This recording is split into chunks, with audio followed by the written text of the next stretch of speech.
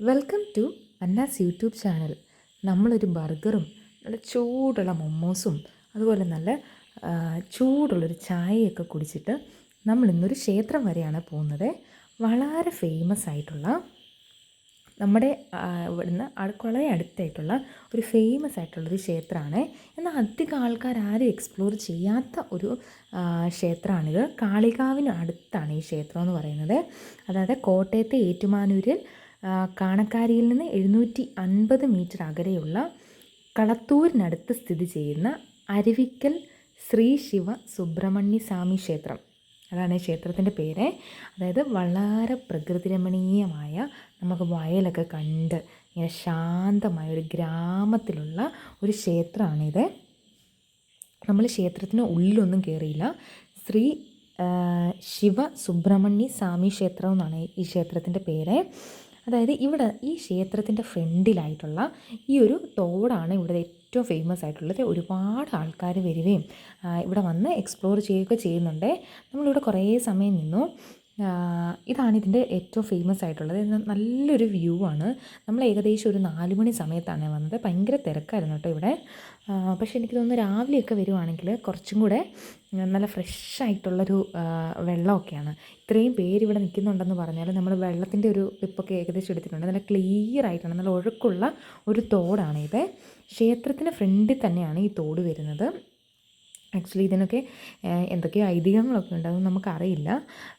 ഒരുപാട് പേര് പ്രകൃതി രമണീയവും പ്രകൃതി ഭംഗിയും ഒക്കെ ആസ്വദിച്ച് ഈ മഹാദേവൻ്റെ തിരുനടയിൽ മുൻപിൽ ഗംഗാനദി ഒഴുകുന്നുവെന്നും അത് ക്ഷേത്രത്തിൻ്റെ നിഗൂഢമായ മനോഹാരിത വർദ്ധിപ്പിക്കുന്നു എന്നൊക്കെ പറയപ്പെടുന്നു എന്നൊക്കെ നമ്മൾ ഗൂഗിളിൽ വെറുതെ സെർച്ച് ചെയ്തപ്പം കാണിക്കുന്നുണ്ടായിരുന്നേ.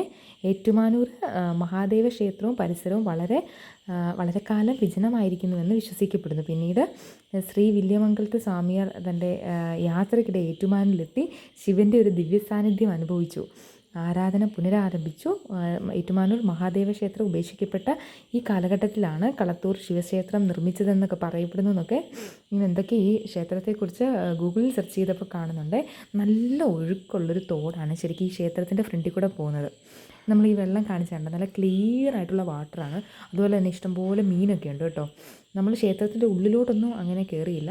പക്ഷേ ഈ പുറത്തുള്ള വ്യൂ എന്ന് പറഞ്ഞാൽ നല്ല സൂപ്പറാണ്. പക്ഷേ ഈ കുറച്ച് തിരക്ക് കൂടുതലായിരുന്നു. നമ്മളൊരു 4 മണി സമയത്ത് വന്നതുകൊണ്ടേ എല്ലാവർക്കും എൻജോയ് ചെയ്യാൻ പറ്റുന്ന, അതുപോലെ തന്നെ വരുന്ന വഴി എന്നൊക്കെ പറഞ്ഞാൽ നമുക്ക് വളരെ ശാന്തമായിട്ടൊക്കെ ഒന്ന് എക്സ്പ്ലോർ ചെയ്യാൻ പറ്റുന്ന വയലാണ്. ആക്ച്വലി ഒരു ഗ്രാമത്തിനുള്ളിലാണ്, കളത്തൂർ എന്ന് പറഞ്ഞൊരു ഗ്രാമത്തിനുള്ളിലാണ്.